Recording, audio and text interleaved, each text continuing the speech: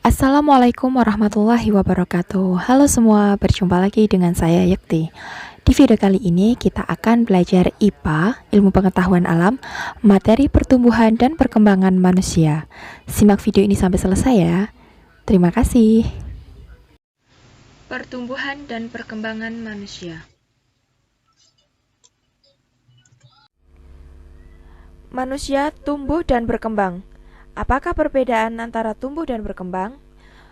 Pertumbuhan adalah proses bertambahnya ukuran dan volume tubuh, sehingga tubuh menjadi lebih tinggi atau panjang dan lebih berat. Terlihat pada bayi baru lahir yang perlahan-lahan akan tumbuh menjadi lebih besar, sehingga menjadi anak-anak. Kemudian menjadi remaja hingga dewasa, lalu mengalami masa penuaan atau lanjut usia. Sementara perkembangan adalah proses perubahan fungsi alat tubuh menuju kesempurnaan atau kematangan. Contoh perkembangan alat kematangan atau pematangan di sini adalah fungsi alat reproduksi, kemampuan gerak, kemampuan berbicara, dan kemampuan berpikir. Pertumbuhan dan perkembangan manusia meliputi tahap bayi, balita atau bawah 5 tahun, anak-anak, remaja, dewasa, dan lansia. Adapun untuk kebutuhan dasar di masa pertumbuhan, ada 3 kebutuhan dasar yang harus dipenuhi. Yang pertama, kesehatan dan gizi seimbang. Pemberian gizi seimbang dimulai dengan memberikan ASI eksklusif selama 6 bulan pertama sejak anak dilahirkan. Setelah itu dilanjutkan makanan tambahan yang sesuai dengan periode tumbuh kembang dengan memperhatikan komposisi karbohidrat, protein, vitamin, dan mineral. Memiliki waktu tidur yang cukup. Yang kedua adalah kasih sayang. Anak perlu mendapatkan kasih sayang dan perhatian dari keluarga, terutama dari orang tua. Sangat mempengaruhi pembentukan karakter dan kepribadian anak. Kasih sayang dapat berupa perhatian, rasa aman dan nyaman, serta pemenuhan kebutuhan sehari-hari. Yang ketiga adalah stimulasi. Kegiatan merangsang otak anak untuk belajar. Melatih bayi melakukan gerakan fisik menggunakan tangan dan kaki serta berkomunikasi sesuai tahapan usia anak.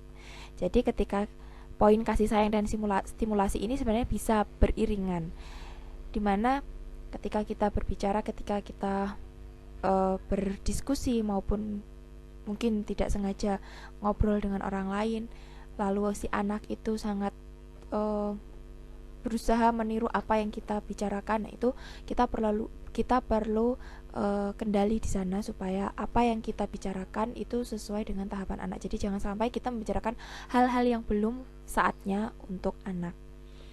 Lanjutkan. Tahap pertumbuhan dan perkembangan manusia dari bayi. Di sana dijelaskan bahwa bayi adalah masa awal pertumbuhan manusia sejak lahir hingga berumur 24 bulan atau 2 tahun ya. Kemudian pada masa balita, pada masa bayi yang baru lahir sangat tergantung pada orang tuanya, terutama ibu. Di awal kehidupannya, bayi hanya dapat minum susu. Setelah beberapa bulan, mereka baru mulai makan. Kemudian mereka baru mulai yang makan berpadat.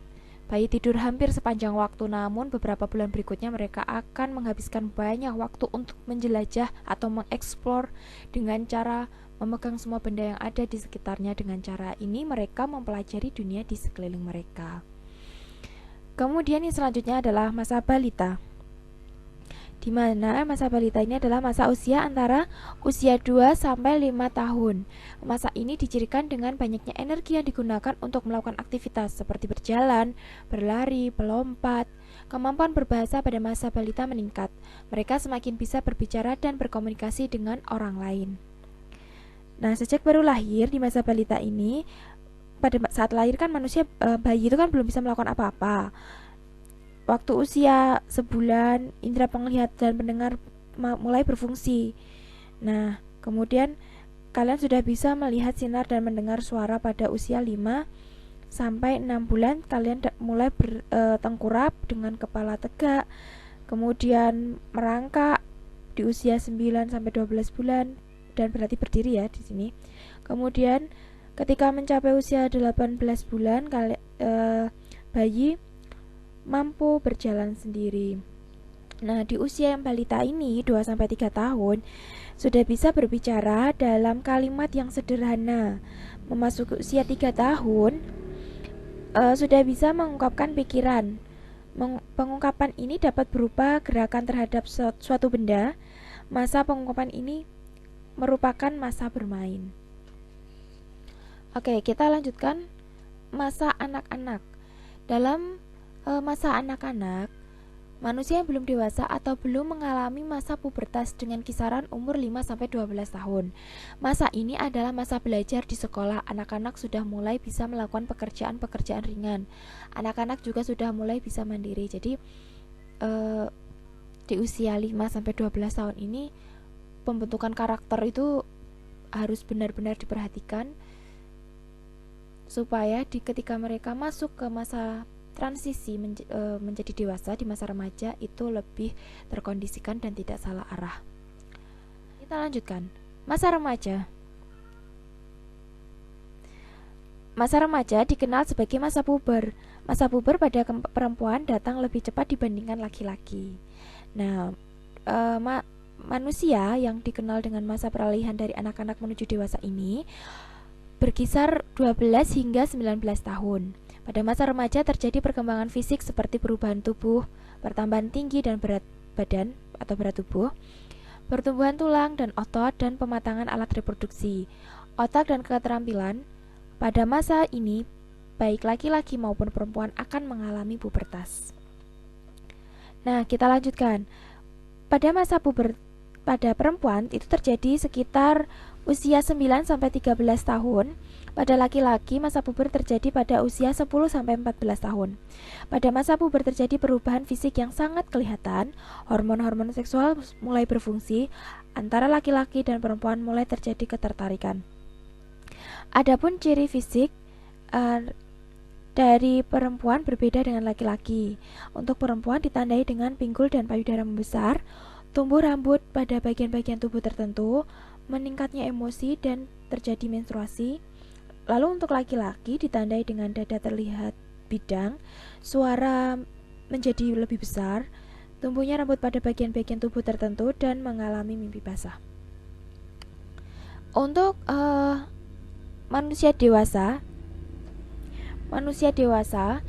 yang sudah melewati masa pubertas itu berkisar 20-45 tahun. Pada masa ini manusia sudah dianggap mampu berpikir secara matang. Hal ini dapat dilihat dari cara berbicara dan menahan emosi. Pada masa ini manusia mulai berkeluarga dan memiliki keturunan. Oke, kita lanjutkan untuk lansia, lanjut usia. Masa manusia berusia lebih dari 45 tahun menurut WHO. Usia lansia berkisar dari 45 hingga 91 tahun. Lebih dari 91 tahun. Ciri fisik antara lain, rambut yang semula hitam berubah menjadi putih atau beruban, kulit semakin riput, serta massa otot dan tulang yang semakin menurun. Kemampuan melihat dan mendengar juga berkurang, sedikit mata mengalami rabun dekat.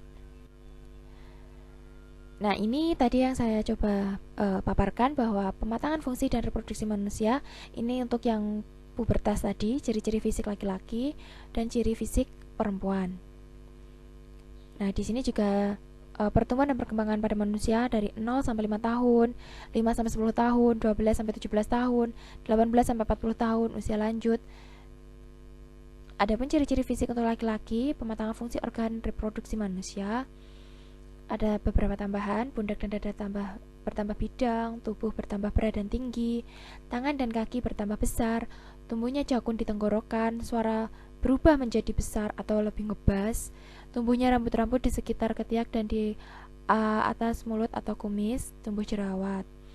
Nah, kemudian untuk ciri-ciri fisik perempuan, tubuhnya bertambah berat dan tinggi, pinggul mulai membesar dan melebar, suara berubah menjadi merdu atau melengking, tumbuhnya rambut di sekitar ketiak, kemudian tumbuh jerawat.